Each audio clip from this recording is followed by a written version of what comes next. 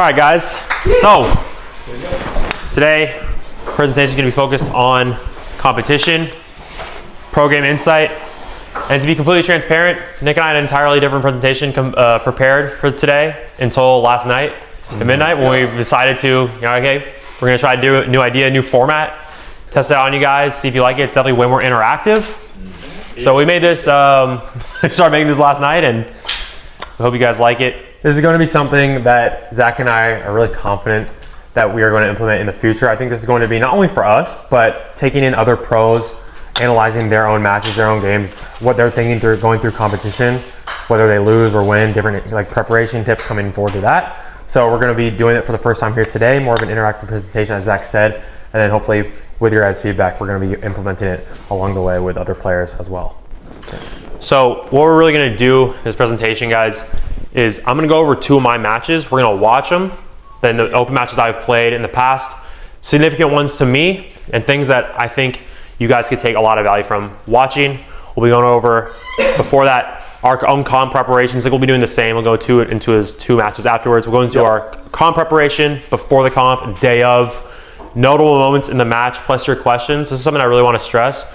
If you guys ever have a question or want to touch on something or have our insight on something that has happened in these matches, please just tell us to stop, pause, raise your hand, and ask away, because we want to know what sticks out to you in the moment and address it right there. So please don't be afraid to raise your hand and ask a question with anything that comes to your mind. And then after each match, Nick and I will do a quick recap of why that match was personally significant to us in our journeys at the time. Sound good? Yeah. Perfect. Cool. So yeah, remember guys, ask away. Go. So the first match that I'm going to show is from a long time ago, MKO 2015. Let's go. So almost. Yeah. So this, yep, 9 years ago. Yeah. This was a little bit of context. MKO is what we all know now today as NACO. So this was before the rebrand of the North American Kendama Open. This was the biggest Kendama competition in the United States since 2014, and in 2015 it was massive. This is when it started really gaining traction. A lot of players started coming out. It was definitely a main event for all pro players to go to. And you're going to see in the match, my opponent Lucas Funk doesn't really play anymore, but that year is 2015. He just finished getting second place at the World Championships.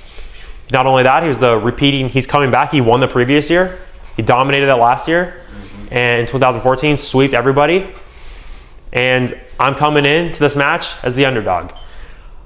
During this time, I'm competing at the pro level, but it'd be naive of me to say that I was definitely one of the best skilled players in the division.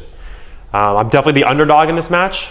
And my mindset into this match going in is honestly a little bit of how did I get here? I've never been here in this position before. I've never been in a finals match. I've never even been close for a podium. But here I made it to the finals in the biggest competition. So against a guy who is by all means necessary, everybody thinks he's going to win. Everybody expects him to win. I'm definitely nobody even had me in their top predictions for the entire day. No, there's no way. Top of that, there's massive prize on the line, $3,000 and a trip to Japan for free for the World Championship. So big stakes, massive stakes, and additional incentive for me. Day previous, we go to the Mall of America. After the day ends, I drop my new phone, fresh phone. Parents, thank you so much. iPhone 5.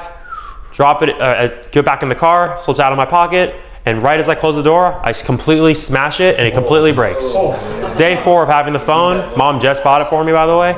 So I know, literally completely unusable.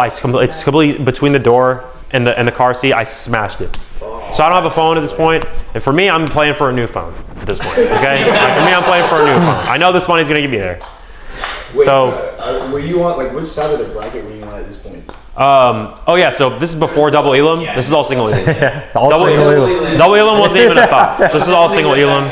That wasn't a thing yet. This is all single Elam. Sorry, just a general question. Is NACO this year double Elam? No. NACO in the past. Have they officially announced it? Is 2022. No, it's been single. Yeah. I don't think it's going to be. I haven't heard or seen anything of double Elam this year. Yeah. Okay, cool. And I'm going to pause it at important moments in what I think is the match. But just really quick on the pre-comp. Here's how I prepared. I mean, it's 9 years ago. The memory's pretty foggy for the preparation, but I do remember practicing nearly daily for these tricks. Daily regular play, I'm a high school student, sophomore, I'm 15. So I'm going in and I'm just playing hours a day after school. Pretty standard for me back then. And I placed a heavy emphasis on tricks that I couldn't do. Specifically one, basic up scooping goldfish. You guys will see in the match. You pull it. I spent hours and hours and hours working on that. A large emphasis on that. And this is the pro trick list, but you guys will notice that the pro trick list back then looks a lot different than the pro trick list now. And so, it wasn't split up into 3 levels either. No, we'll go. So it'll be really interesting to see what your guys' reaction are for the tricks pulled. But and another quick is just the day of comp prep. Always playing, basically staying warm, always touching the tricks. Watch matches with my friends, but other than that, I isolate myself to walk in, wash hands before the match. That's my little ritual that I stuck to after this game, and let's get into it. Let's go, baby. I can't wait to see these tricks. Oh man, it's gonna be a nuts. fun time. It's actually nuts. Your question is this the like? All right. Let's see. So without further ado, yeah. Please ask any questions. Allow me to pause it whenever, and let's get into it. It's also in the Mall of America. Just let Yes. it know. Center of Mall of America, bottom floor. Everybody's watching from all 4 levels. It's the main event of the day. Yeah, you look up, and there's people, hundreds of people looking down on you. I missed that venue. You might have to Turn it a little bit. Final match, 5 points still. He's 2 years older he's than us. 17. So, yeah. Senior year in high school. Yeah. I go. Moon circle juggle spike. Oh. How short that screen is. Oh yeah.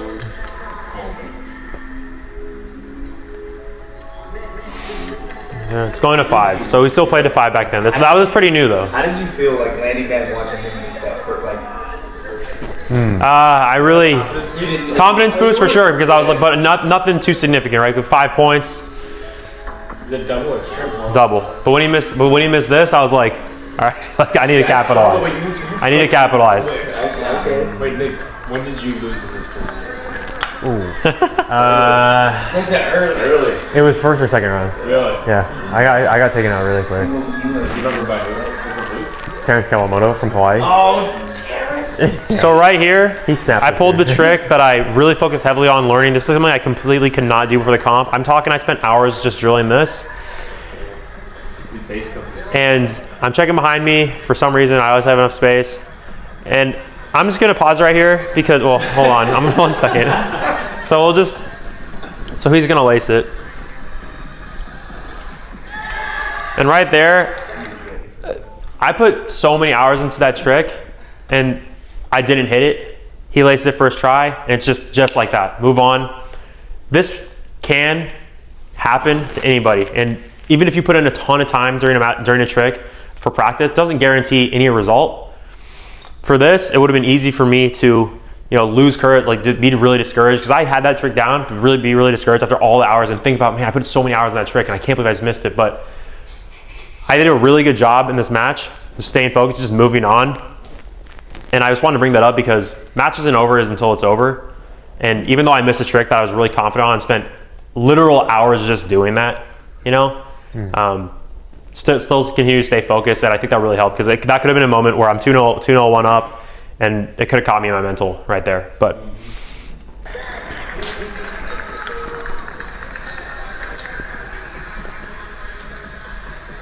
and also bring this match up because I want to show the comparison between this match and the next match I show in terms of how I behave on stage and everything. So obviously, yeah, this is a pro bracket trick. So. Pro open trick is crazy. That's what that was. I mean, it's an easier one for this year too, but it's easy to miss as well. And then I'm just, for some reason, I'm getting excited. I'm getting excited. Like I don't do that anymore, but I just got excited. I'm just loving it. Triple wide out slip, solid trick for that year. Honestly, it makes a lot of sense having the pro bracket that year. And then I don't do that anymore. Like I just got really excited. He misses. What are you thinking here? Yeah, so right here, I'm pretty confident. Triple lattice flip was definitely my trick that day. I didn't miss it once, I don't think, and I pulled it multiple times. Right here, I'm 3-1. I know I'm really close to victory. He has to get 4 points. I only have to get 2. And again, right here, it goes back to kind of like the mental side on the scooping basic goldfish. It's like it's not over till it's over. And I think back then I knew, especially because of how good he was. I mean, objectively, I just want to say it again. He's way better than me in Kendama. Like just overall skill-wise, he's just way better than me at this point. So I just knew he could come back at any moment. And he dominated the entire day. He actually had a harder bracket too. He played harder players to beat. So I just knew he could come back at any moment here. And all I was really focused on was just the trick in front of me. Not really I wasn't even thinking about actually the points. I just look at him, this kid, just focus on one at a time. So wait, question. Yeah. So when you're up like that, are you gaining confidence for the next matches, or are you trying to stay calm and as you were before? Like are you like for the like so say this happened in like a previous match and I still had matches to go? No, like are you letting this 3-1 lead like give you confidence for the next tricks, or are you just trying to stay focused on the trick per trick, like not letting it affect you? More so trick per trick, because it does, don't get me wrong, it feels definitely better. It feels better for me to be 3-1 up and like, all right, cool, I'm 1-3 down. Like, yeah, it feels better, but I just know anything can happen. Okay. And so that's why I trick by trick, I just take it like that, because I don't want to think of I don't want to be focusing on like, all right, next trick I can maybe get it. Hopefully we'll pull a good one or whatever. I just want to be focused on the moment because take it one at a time. Yeah. It's like you've got the 3-1 lead, so I don't know. I can see you could probably be like, okay, I'm up. I've got a little wiggle room. Like I can make a mistake and still be okay. But like you don't even want to like talk about mistakes, just like taking it one at a time. Right, yeah, and I know that mistakes are it's not inevitable, but I'm not. It's not like I have a high. I'm expecting myself to lace every trick. I know I've missed in every match probably before this. Maybe I didn't in one, but yeah, just take it one at a time. If I miss, move on to the next. Trying my best not to just focus on it, just go stay in the present. Yeah. Me, it's a question. Actually, it's a general question, because I noticed that when your opponent goes, you barely look at him when he tries. Do you still do that? And how does that, like, how do you feel about that? Yeah, that's a great question, actually. In my most recent comps, I mean, I don't. It's not like I just don't care about what my opponent's doing. Like that's just what it is. I just don't care. So if they land it, cool. If they don't, it's fine. I'll usually actually be focused on what I'm doing, and I'll keep track of what they're doing through my peripheral vision. But I'm not heavy, like, all right, really got to pay attention to them. Because at the end of the day, it doesn't matter. Like, I'm trying to be ready to go for the next one, no matter what happens. And whatever happens on his end, their end, if they lace it or not, I'm always going to be prepared to hit the next trick. And yeah. Amen. Kind of along that same line, I remember at Battle last year watching you freestyle. When your opponent was going, you were kind of just off, just facing the other direction, just kind of like staying in the zone. Is that like, I guess, not watching your opponent to be like, oh man, they're lacing right now, like, oh, they're in that heat, Which is kind of like staying focused back there. Freestyle's a little different. I like to keep tabs on what my opponent's doing because I think that's valuable information. If they do bad, then I know for freestyle, then I know I can edit kind of what I'm going to do. I know I did not go as hard or not to do some tricks I have saved up for the later rounds. So I like to keep tabs on them, but I'm also using that time to when they're going to kind of stay warm and they practice. Just get my final, just assurance of myself of what tricks I'm going to do.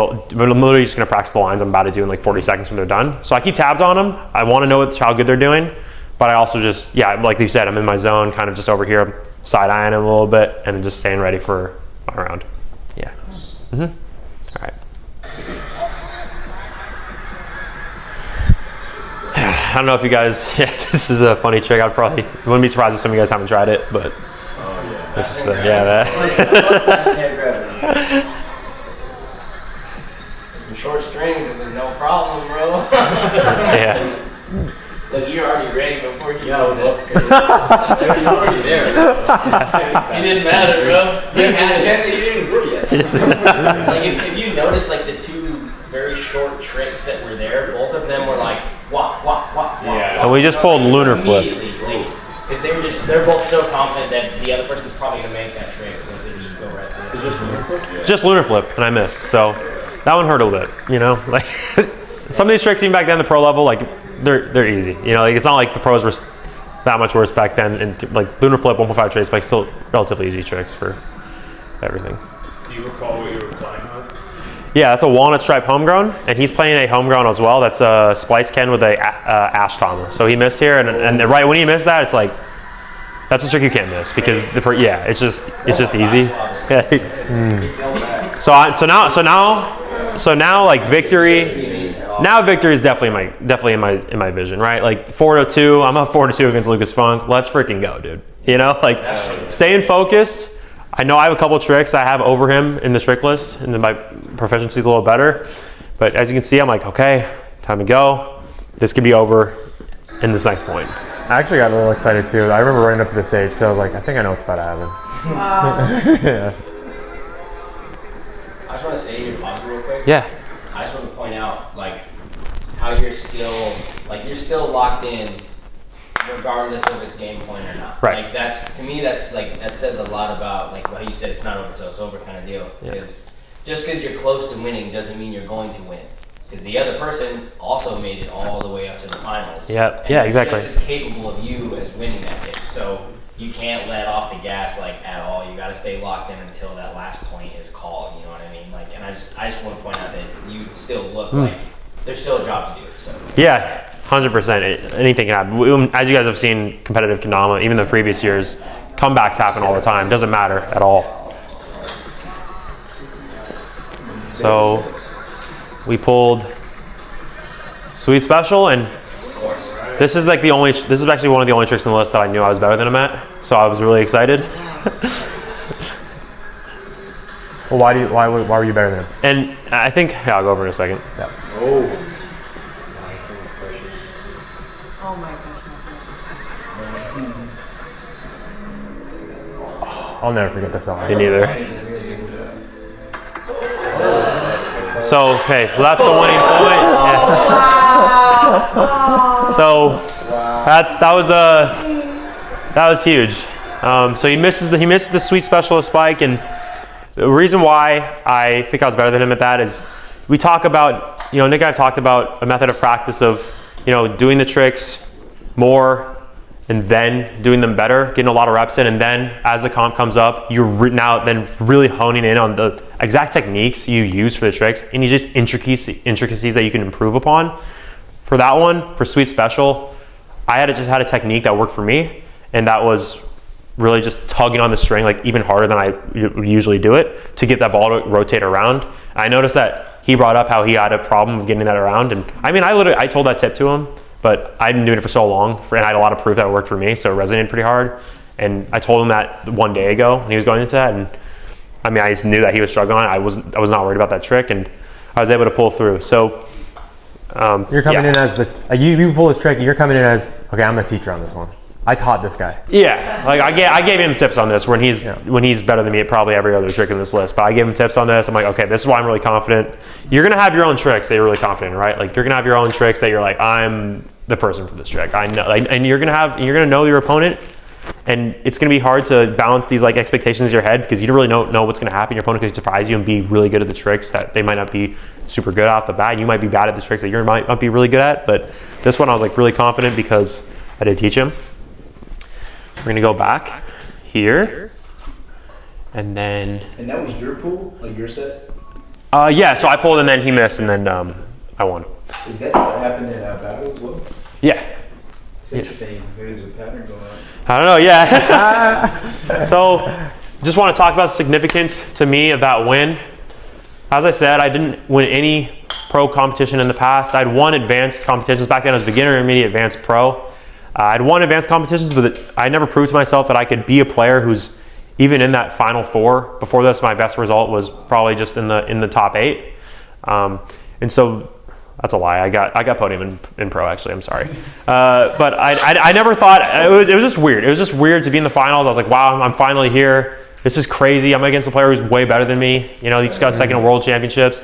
And saying it was an identity shift. It was from me going from, all right, I'm competing in the pro division. It's just for fun. Like let's have a good time with my people I look up to. Oh my God, I can beat these guys. And that was huge for me as a 15-year-old to really set the precedence for all my comps going forward. And most importantly, most important point to take home, it built proof that if I put in the work, I can actually achieve. This is true for any player, in any division. It might not happen at that one competition, but if you keep putting in the work, I can guarantee you're gonna reap the results. I put a lot of time in playing Kendama just in general when I was 14, 15, and having that extra practice for the specific comps, like for the specific MKO practice, I put a lot of work in there, and it paid off. And sometimes it pays off without you even expecting to. I didn't expect anything for this to happen, but I just found myself in the situation, and the work, I reaped the rewards of my work without even expecting it, you know? And this happened really as a byproduct of putting in that constant practice. And one last takeaway is I could have stimulated this effect, this identity shift effect. I think if I put in more different practice methods, for example, simulating matches. I never once played a practice game, and I still won, but to have this shift, I think you can achieve it if you just do a lot of practice matches against other players in your division. It's really good practice. It gives you a lot of proof that you can beat other players. A lot of maybe why I wasn't expecting anything or didn't have a goal in mind or a vision for myself to win was because I wasn't actually giving myself proof that I could beat other people on these tricks.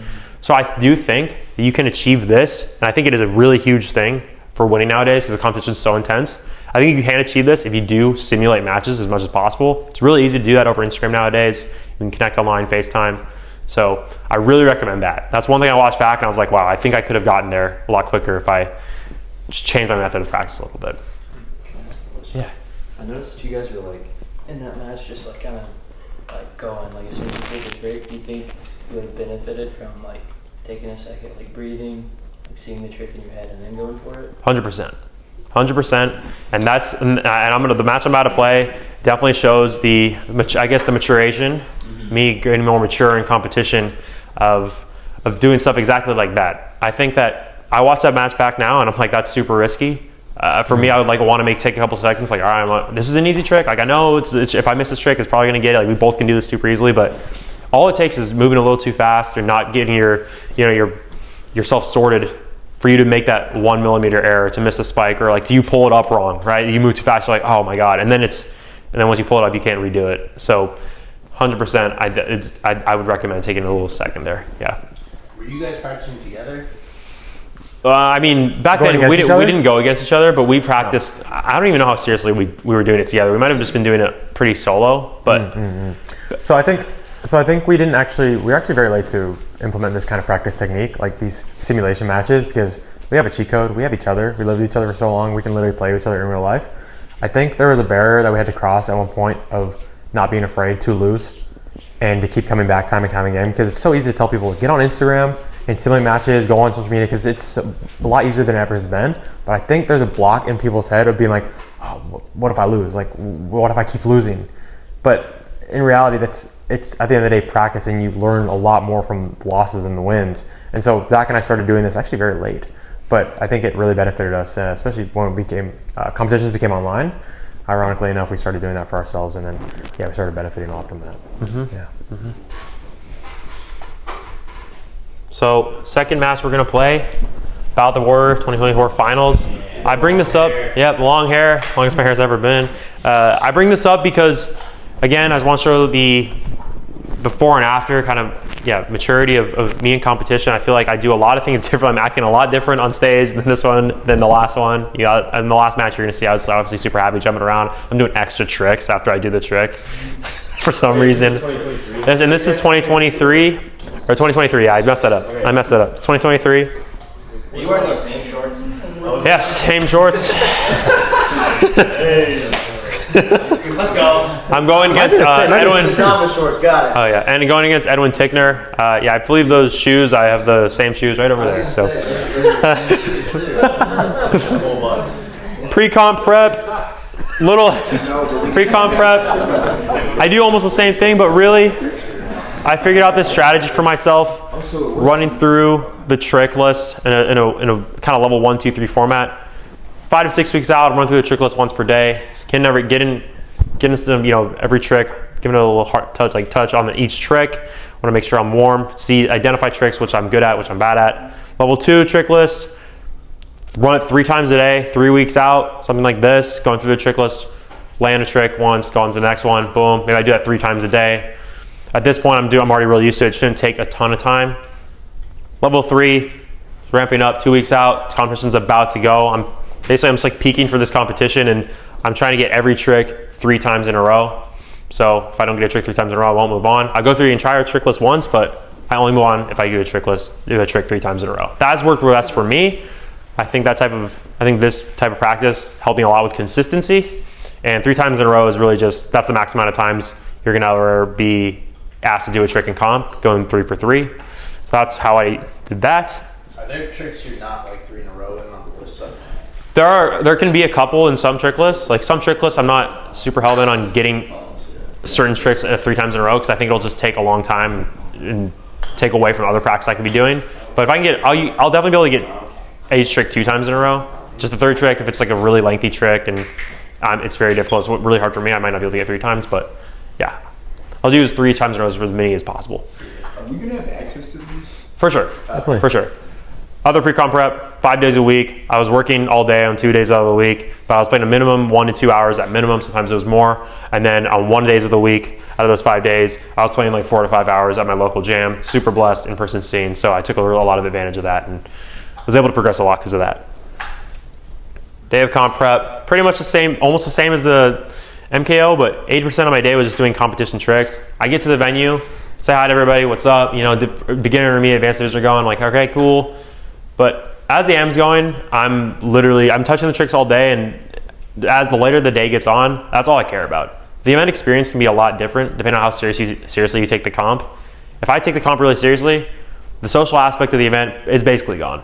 I'm just hanging out with my team at that point, and I really, really want to win. So no time is wasted. I'm saying hi to everybody. Of course, I'm meeting people. People come up to me. I'm talking to them for sure. But at the end of the day, I'm focusing in. I'm dialing in. As it gets closer to the pro division, I'm putting more and more time aside. I'm going towards isolating myself to lock in with my team. Johnny, Nick at that time, headphones in. I'm just getting ready to go. Watch matches with my friends, and then of course wash hands before the match. Continue that ritual ever since MKO 2015 because I did that when I won, and I never stopped doing that ever again. Real quick, so while you're touching these tricks throughout the day of the comp, are you still doing your 3-time rule? No, sometimes, but it's a little more free flow. It's like I'm gonna just touch what feels good, what doesn't. It's day of, like any last minute adjustments. That's the amount of care I'm putting into it because I just want to make sure I'm ready on all of them. And yeah. Oh, that's after. Yo. Just a small question about the 80% because this is I'm gonna give an example of what I think I'm gonna want to do. Sure. You can tell me what you think about it. Is instead of focusing 80% on doing the tricks of the comp and maybe like focusing more on the tricks that I may not feel comfortable with, what do you think of just randomizing them all and just even if it's the ones that you already know very well, still putting in the exact same amount of the ones that you're very bad at the day of the comp? I'd say go for that for sure. And it is honestly, and day of, if like let's say, I mean, you're gonna compete in the advanced division, you're gonna have all your trick lists gonna be the same, probably the entire division, right? Yeah. So for AM Open and Girls Open and Pro Open, there's levels. I would just focus. Let's say you're playing like day of, like day one. It's only day one tricks. Just focus on those tricks. No reason to focus on the other tricks. You do what you're competing with that day. As you move up in skill, later on. But yeah, randomizing the tricks, 100%, totally good. Okay. Yeah, I like that. Thank you for the insight. Yeah. That's the day today. Okay, so this one it's a 5 still, and I think there's some really good takeaways in this. Let's get into it.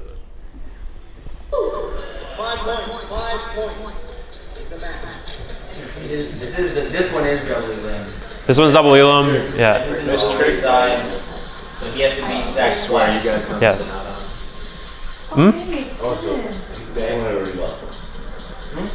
Yeah, Edwin already lost once. He went on a crazy losers run. He was in the losers bracket after like round 2, and he didn't lose the rest of the time. Made it all the way to the finals. It was crazy. And Zack just didn't lose.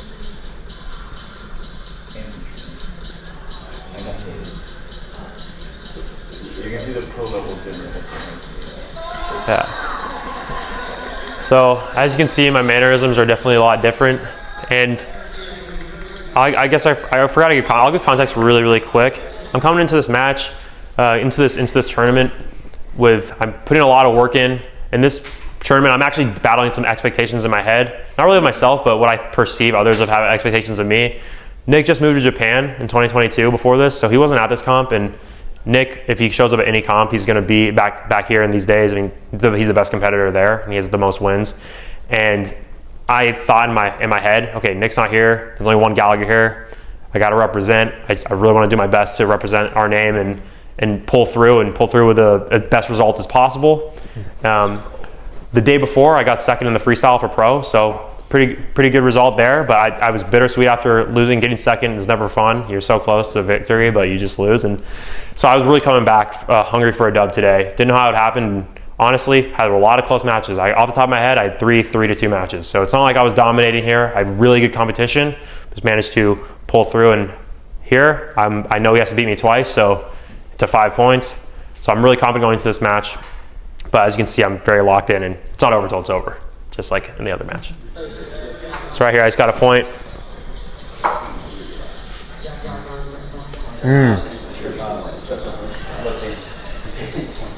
So we pull one of the more difficult tricks on the pro list here.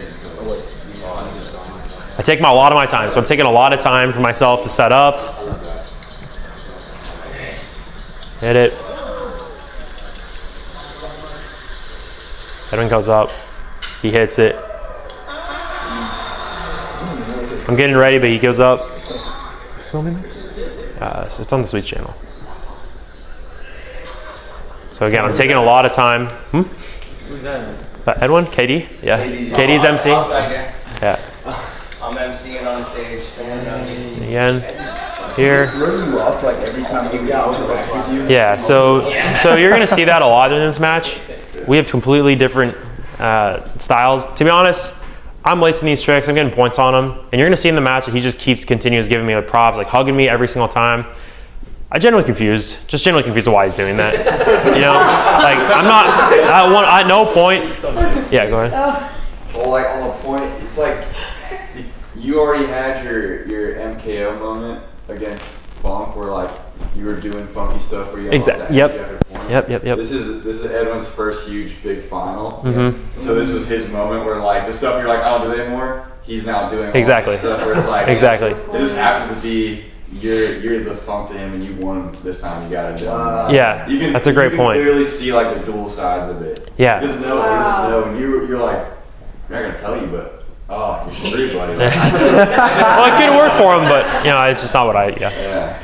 But like I said before, when like you were close to winning in that last match and you were like super locked in. I feel like because Edwin is so like he seems not as focused as you are up there. Like you're in the finals and you're just like, cool, I'm in the finals. He's like, I'm in the finals. Yeah. Like there's like, very excited. Yeah. You already feel like you won because you made it that far. Like if you're not used to going that far, you feel like you win if you make it to the finals. So it's a huge accomplishment. Yeah. So like when you're there and you're too excited about that moment, like the other person is like stone faced, you know what I mean? Because they just know, well, it's not over yet. Like I don't know why you're jumping around, but like you still need to win. Like it's not over. Yeah. And you learn that really quick. Like there's a lot of matches that happen that sometimes one side is like more like stoked. Yeah. The other one is more like kind of locked in. And usually 9 out of 10 times, like I said, that locked in person usually comes out on top just because of that mental fortitude of like they know that there's still one more match to go. Like there's still more of the job to do essentially.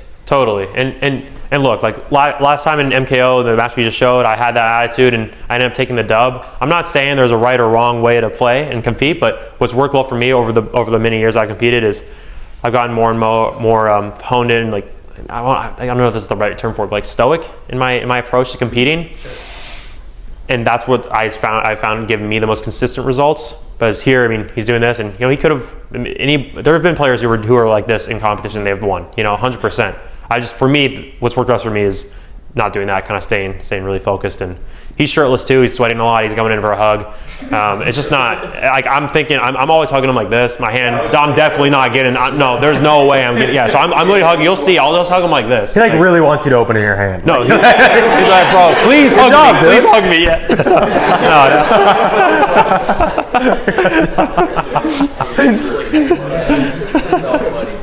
So he got it. I got it, and then he gets it again. So we both go in for 2 for 2 on this. Comes back again, like so. I'm here. I'm like, yeah. It's a secret tactic. So again, taking my time, like Noah pointed out, like I'm very much making sure I'm good to go. And then nice again. triple lighthouse was unlocked since 2015. See, now he gets the fist bump. And he gets a fist bump. And then he misses. I take the point. Comes in for another hug. The hand. Yeah. Much love. Free trick. You got the I was like, dude, Edwin was so stoned. It's not even. Fourth tap. Going into this one. No, he's He's like 19 now. Yeah. This was 2 years ago, so right here is a good example of a trick. Yeah, he's like hyped. Yeah. He's gonna perform it to the camera. he's matured a lot, I think. 100%. 100%. Okay, point taken. Zack's having another count.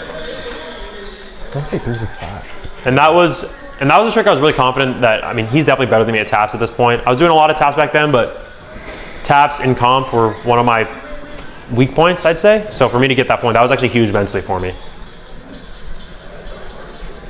Oh yeah, we put this as a difficult trick. So it's 1, 2, 3 tap back J. I miss. It's all good.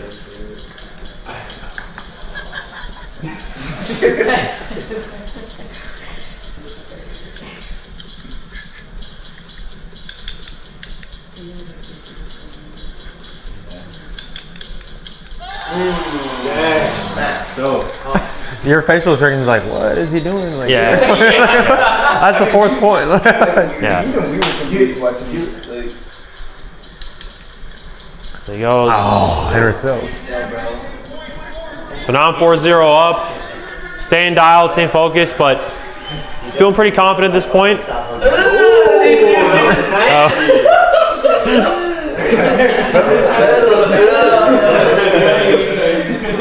Right here, 3-in-1 juggle spike. I look back at Johnny because that's actually one of the tricks I'm like the most confident on. So I actually think I'm going to win at this point. But he actually pulls through and gets it, and so what you're about to see is a good example of what I was talking about earlier. Yeah, I know. It's a good trick. So clean. So as you can see, that's another trick that I had dialed. I got an instant triple lighthouse slip. I was like, I literally remember texting Nick, I'm like, people better pray that they don't pull those against me because I'm actually going to lace it every single try, and I missed it first try. So again, staying focused. Anything can happen in a match, guys. Staying focused on the mental, you can miss your best tricks. Taking a lot of time here.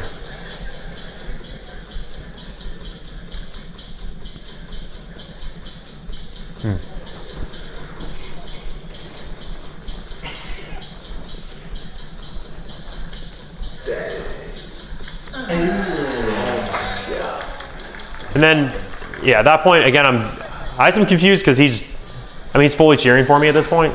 And so that's all, my mind, I think That's he's over. trying to like Yeah. find comfort. yeah, exactly. But in the moment, me competing, I'm like, I don't know what he's doing, but I know I'm doing this and he's doing, yeah. So, but yeah, so that was, I think, his first big final.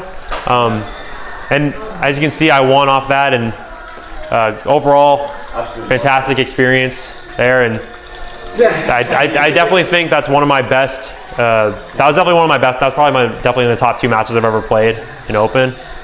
So Definitely. that was good. Yeah. But overall, really good match. Yeah, exactly. So so that was really it. And the significance is 2 bullet points here is I already knew this off previous experience, but a nice dub to have because I hadn't had a big dub in a very long time.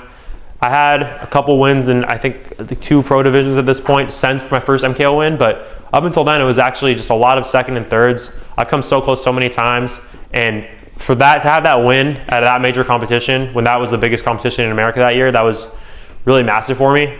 And it's reinstilled in my mind, like, okay, I can beat anybody. I played a lot of hard people today. Alex Mitchell, Edwin, all really good players. And so just to reinstill the capability, like, all right, cool, we're good. And then I think this is really, really important. Compete for yourself. At any point in time, if a player is competing, it's really awesome to have the goal of winning. It's very, very motivating. But once that happens, you realize that if you stick to that, like, yes, all my dreams achieved, like, we're done. No, life just moves on after the competition. I come home to Seattle, 2023 champion, biggest US event that year, 2 days later, I'm still kind of riding the wave like day after because we're still in Nashville. People are like, hey, congrats, you know. The one day after that, back to normal life, nobody cares. You know, nobody cares. Nobody actually cares. Like, that's a thing. And so 100% competing for yourself. Use these goals and these achievements as more as check marks instead of the checkered flag, the finish line. Just check marks because they're all going to be stable parts to your journey. And if I really hung myself up on that win, then I don't know, it'd be pretty sad. Like, you just move on. Like, you know, move on. So Kendama never ends. Like, it still goes on. There's going to be many more competitions. You still achieve high and compete for yourself because you can stack that dub and it feels really good. And never have that. Always make them just checkpoints. You say like the only goal you should have is just like keep trying to do better and better. Just like keep trying to be the best you can be. 100%. Just put it in the work. Just put it in the work. Having the goal of, all right, any comp, your situation for an upcoming competition might look different than last time. There's going to be optimal situations. Like, you might be busier at a point in your life going up to NACO than you are at battle. And at the end of the day, all you really do is just do the best you can the time you have. Make the time for yourself. You're going to have some more responsibilities on your schedule that is mandatory time completion, but you know what you can do. You know how you can organize your schedule. Take the time, put your best amount of work in, do what you can on the day of, stay dialed, and best of luck after that. If you prepare yourself the best way you can in whatever scenario you have, then you've done what needs to be done. Whatever happens will transpire. So, all right, cool. That's gonna be my matches. Nick has a lot of really great matches to blow up. Thank you, guys. Nick is one of the best competitors of all time. He's one, like, literally the most decorated player in all of history of Kendama. So I think you guys will really enjoy these matches. Thank you, guys. I do want to ask a question to the group real quick. I have 2 matches prepared to show. Sure. It is 11:42. In my head, I'm thinking we can go through one right now. My personal favorite one that I've ever played. and then after that, I'm really keen on showing matches from not only the ones that Zach and I have won, but the ones that we've lost as well. I loved how we were playing edits last night. I mean, I was loving it on the couch, just 20 minutes, just like, oh, this is awesome. I'm watching all the Lock Studios team members. This is sick. Oh, literally. Like, yeah, it was actually insane. It was so sick. What I would love to do tonight, when we're all just chilling after everything's over, sit down, relax. We can maybe dissect a couple other matches, just watch for entertainment, but also you can talk to us anytime. We're gonna put a playlist together of both wins and losses, online comps and in person, a long time ago and recent. So I'm thinking right now, what do you guys think? So one match, give insights on that, and then after that, we have the whole day to get to work. What are we thinking? Yeah? Okay, one match. Okay, so I'll go through one. Go through the one. The one. Yeah, we'll go through the one. Quick question. The main one. Is this in my head, or I feel like I noticed that pros, when they compete, there's so much more like bend involved. Like, I feel like they're really trying to lock the trick in that they wouldn't necessarily like bend their knee so hard on like a triple lunar flip. Like most pros, they'll do a little bit of knee bend, but on that stage, it seems like they're hitting the floor. Definitely. Is that just in my head, or is that? Yeah, you're absolutely correct. I mean, you'll see pros. You'll be like, like I want to emphasize every knee bend movement to give as much time as possible to actually watch the Kendama in midair.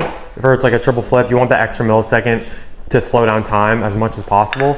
I'll get into what I think in a second, because there's one thing that I think I do really well with competing that I want to emphasize, and I'm gonna show you guys with this match. This is EKC 2024 semifinal. This is this year. It's me versus the current best player in the entire world. I think that is a pretty common fact at this point. Takuya Igarashi. He's from Japan. He is a 3-time KDBC World Champion, the Kendama World Championships. He's won that 3 times.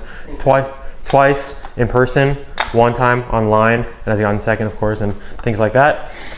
He's the current best player. I think everyone wanted to see this match at one point in their lives. They wanted to see us play one-on-one, of course, in an open format. So I was really excited for this opportunity going into this match.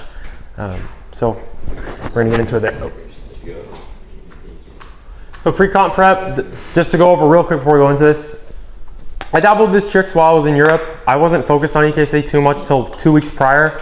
I was focused on KDBC, getting that run in, because I thought, okay, like KDBC is the main comp, EKC, like I'm here, but I'm not sure. I'm prioritizing one over the other. And then 2 weeks come out, I'm like, okay, wait, no, this is an event like any other event. It's coming first, gotta lock in. So Zach and I lock in a little harder with each other, because we're in Europe at this point, in Spain, and we're just practicing a little more at this point. Classic practice for me, ran through tricks once, twice per day, focused on locking in most 3 times in a row.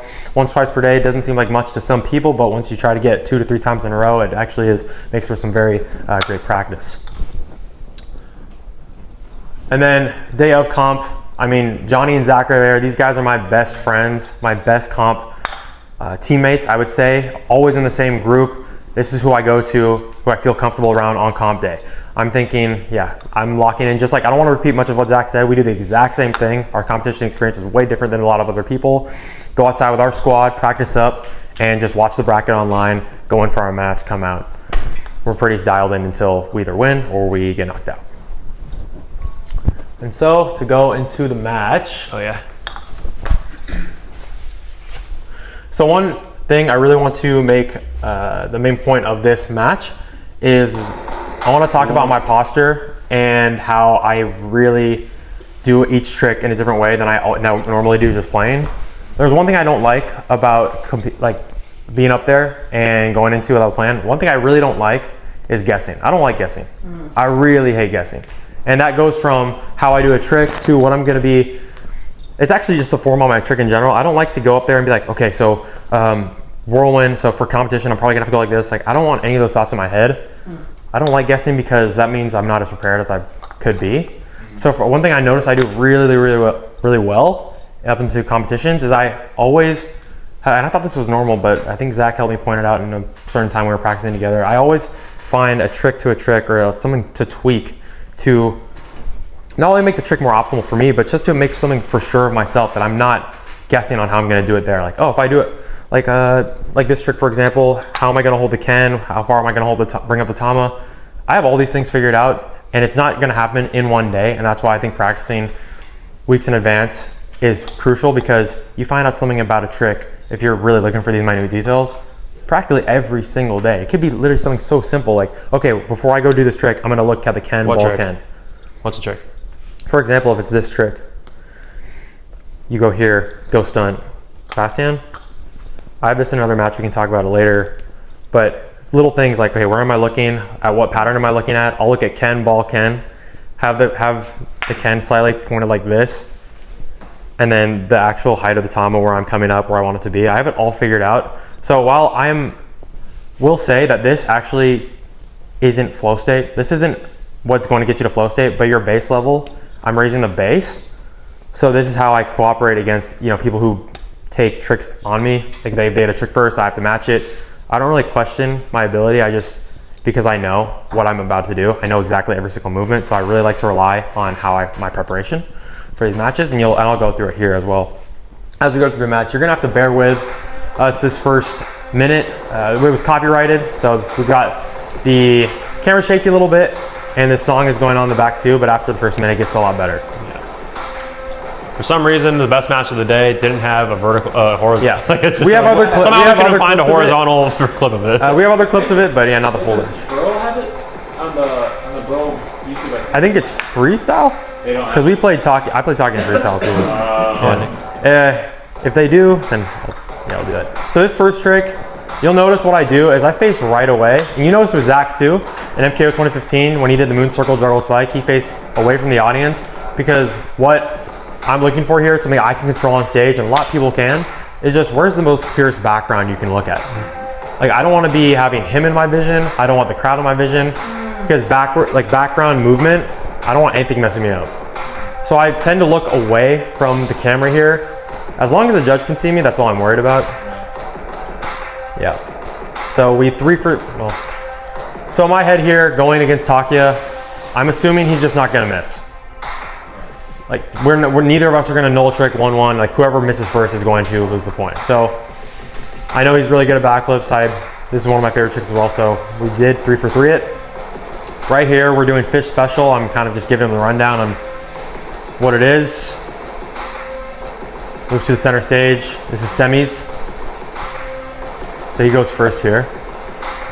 You'll notice that Takia's a really fast player. He's really known for his speed, and he'll just do these tricks without thinking because he's that much better than everybody else. Compared to me right here, you'll notice my feet, I get back in position. I'm emphasizing everyone. Face back up and then back down. using my knees really, really carefully here. Every time I go through part of that trick, okay. Every time I go through part of that trick, I'm not locked in. I'm not locked in. So every time I go through the trick right here, And we're done. No. usually a lot of players kind of flow with their knees, like going through the motions. One thing I like to do for 90% of the time is stop and then reset, do the switch grip, whatever you need to do. I like to give myself that safe place to be like, okay, I'm at this checkpoint in the trick, wherever it may be. I also think it's something to not get ahead of myself. I love getting excited. You guys have seen like how Zack played in the 2015. I used to be like that too. Like he was literally waiting for Lucas Funk to do the trick, and not even a second later, he had already landed it. That's good. It worked for that trick, but I've noticed in myself that if I keep doing that and keep getting really excited, I'm going to make a really small error that isn't really necessary. So I like to just give myself a safe spot in the trick, just to know in time, I'm gonna pause here, come back, come down, and then continue. So this is fish special, yeah, this is going second time through. He's literally doing it so leisurely. I look how he always. Taking his time with the string. And yeah, of course he's gonna get it. And so, It's funny As because you yours just looks clean. I'm taking a lot more care into mine. Like so I'm taking my time with the string as well. You don't have a time limit up there, so you can do as much preparation as you want. I'm blowing on it. Yeah. Christian found it. So there's that. Lace it again. You ended those both the same exact way. From the Right, and but he's spiking it completely vertical. Whereas like Takuya, he'll do it like sideways. Yeah. I have all of the trick figured out about how I want to actually do it with my hand. Because in my head, I'm thinking about the trick. I can't not think about it for my match. I've noticed this just have the best like success rate with each trick, if I'm conscious. Let's freaking go. That's So such a we hard just trick 3 to for 3, the first 2 tricks, So insane. and we're linear backflip and then fish special. This is already, I mean, that doesn't usually happen on the pro ladder. Usually the tricks are so difficult, it's point level 3 that if you miss, get the other one, get a point, but we're both relatively honed here. So this trick is 1.5 whirlwind, grip switch back, spike. And right here, I know this trick. For some reason, I had analyzed him like throughout the day. I knew that I could get this on him because I just saw him miss it. All I saw one time was just him missing it one time in practice, and I was like, okay, cool. That's all I need to know. That's all I need to know. And I definitely watched him. No, I would see him though, because he's outside too. He's practicing. He also is like, I'm kind of talking to him as well because he doesn't really like have too many friends there who can talk to him, communicate with him. So I'm there too, but I kind of use that as a way to kind of analyze him, right? And so with this one, I just want to make clear again, I'm doing one of those things where I'm not doing it mindlessly. I actually tend to do whirlwinds a little more sideways and flick it a little more to the left. For this one, I just thought, okay, I have the height figured out, it's gonna be right here. And then also, I really have to emphasize flipping it as straight as possible. My thumb is actually in a little different position because of my habit that I've had growing up, because I want that grip switch back to be, capable. If it's sideways, it's not gonna be as clean. So I did one of those for this trick, made a mental note, a mental cue, followed it to the T, was able to land it here, and then you'll see he didn't even grip switch. So I thought, okay, great. Now I'm getting pretty excited because I just took a point against Takuya. So I was really, really excited about this. It's 5? This is just a 3. This is a semis. This isn't even the finals. To me, this was the finals. Was this W1 or single? This was a single. Yeah. Wow. So this is wing flip. This is a great trick for Pro Open. I love this trick. I knew my Kendama was really good for it. And I've been very good at wings in the past for competition, so my confidence is relatively high. You'll notice that he's setting these on me, which can provide pressure for the second player, but oh man, he's so clutch too. Oh, he's so like clutch the most too. clutch player. And I'm just smiling because I'm like, that's Takuya. Like he's not gonna like. It's just the way it is. He's the most clutch player in the whole game. Is there a reason you stopped turning away from the crowd? Now, because like right now you're facing him, and that's right. Not normal for you, I guess. Right. Well, it depends on the trick. It depends on the trick. Say it goes above a certain height, I'm gonna be a lot more conscious about where I'm looking. Like the whirlwind, for example, I'm looking up here to head height to come back down. Yeah. It just relatively depends on the trick. You'll also notice in these matches that I actually ask the judge to move as well. I'm like, hey, can you move out of this line of sight? Because I'm checking out the stage the entire day. Where's the best spot for me to look at if I'm on this part? Because you go up for matches, you explore the stage, see which the lighting is good for you or not. So it just really depends on the trick. This one is wing flip. I'm looking down the entire time, so nothing too crazy. So he just did it 3 times in a row. Tio's pretty excited on the mic. Okay, so we go through a 3 for 3 another trick. That's 3 tricks we've matched every single time. Yeah.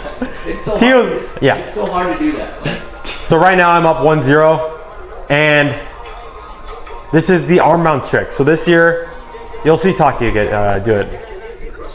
Never mind, that's the next one. My bad. This is the opposite hand triple J stick. Yeah. So I just literally told Callum to get out of the way. Callum is this guy. He's judging the match. I told him just move, please. You don't have to be. It's just a simple question. If you need this, you need this. You want to control as many aspects as you can, truly, because you can. You have to remember that you are allowed to do all of these things. Yeah. That's kind of something I noticed at like ATLO too. Because it was like outside, the sun was moving around, the shade's changing and stuff. And when that pro open was going on, the whole party would just move like 15 feet over because it was like better lighting. Right. Exactly. Real particular. Exactly. Right. So opposite hand jumping stick, I pride myself in being decent with my opposite hand. I think I'm better than the average player. Not because I'm just, I've practiced, but also I've gone through life kind of ambidextrous. I'm left-handed, I play Kendama left-handed, but I've always thrown with my right, done other things with my right hand. So I thought, all right, like this is a chance for me. And actually the previous match, I didn't land it once, which was a little bit frightening, but I think against Takia, I had entered a state where if it's either a miss, if I miss, then it's a point. So another level of focus was achieved here. Right in triple J, I'm just pumped because I had, and so for him, I'm thinking, okay, it's left hand, he can miss. Now I'm up 2-0. I'm up 2-0 in the semis against Takia. Everyone was expecting him to win both divisions, and I'm just here, really excited about the opportunity just to play him.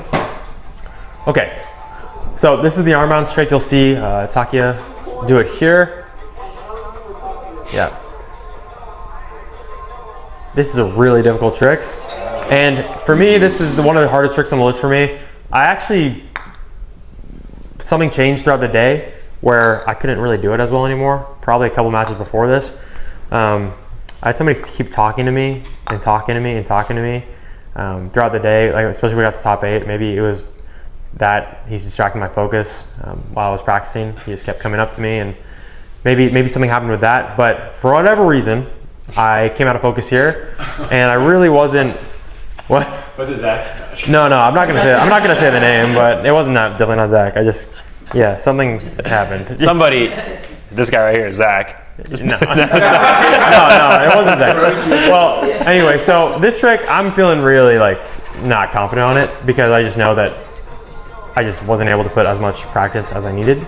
So I missed it there. So now he has 2-1. I'm like, okay, that's fair. To be honest, I wasn't really expecting to do anything much here. And that's overall due to lack of enough preparation. This one. So right here, this is handle stall, juggle handle stall. I like this trick. And you'll see here, it comes on. Element handle stalls, right? Yeah. But then I'm just kidding. And so right here, he's going. I know Taki is just a freak at this. He's best of the juggles probably in the world. And I'm thinking, okay, we're about to be 2-2 because he's not gonna miss. Okay. Now I'm thinking, I literally thought in this moment, wow, he actually missed. I probably actually said that right here. He actually missed. I was like, wow, really wasn't expecting that.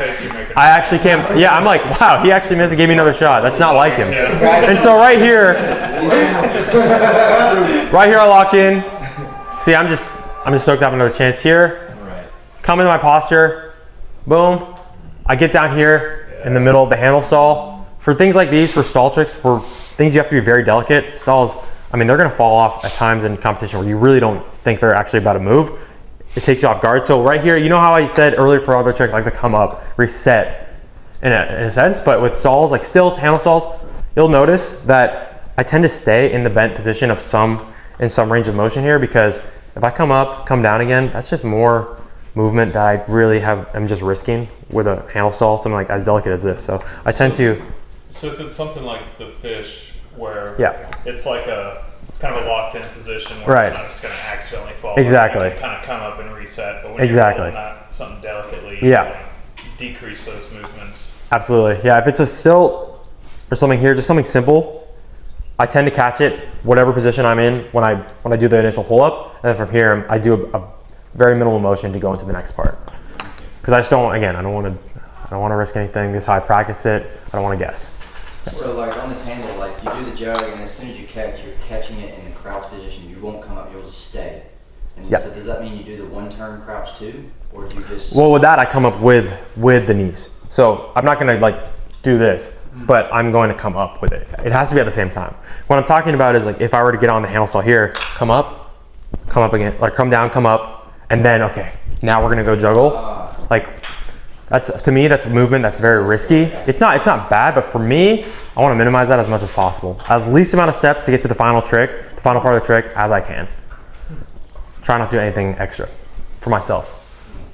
So as you can see, I'm here crouched, I clutch it and come up.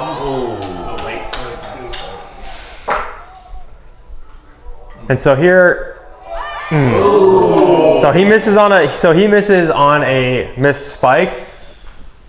At this moment, I'm thinking, wow, that string doesn't look that good for you, because it's literally like this. So I'm thinking, okay, this could be dub, and I feel, and actually the bead blocked his spike, I want to say, and so it's always good to, I'm not sure if you guys do this, I would recommend it, but tie a knot here for your tama so the string doesn't come out. This is really unfortunate. This could happen to any player. We could have kept the game going and who knows who would have won if he would have spiked this. But the bead came out, the string was wrapped around his tama. You want to control like everything you can, just like I said. And if this is something that works for you, I'd really, really recommend it. And so match ends 3-1, and I know right now he's super pissed because he's just, I know he's someone to get really mad after instances like these, which relative respect, and then he always has to play Johnny after this for third place.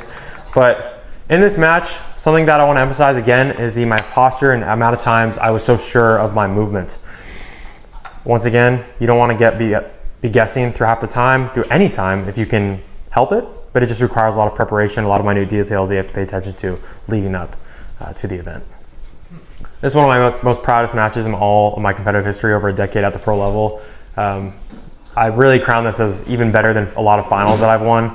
To beat him and in the semis, to go to the finals of EKC, I was really one of the proudest moments. I'd say it was one of the best open matches I've ever had on both sides, with him being on his A game, me being on my A game. But like I said, I mean, I also tapped into this flow state, but I had all these things. My base was already so high that I was comfortable to fall back on what I had practiced, what I had known. This is one of the best matches. Yeah. Thank you guys. This is the tracker here. Yeah. Awesome.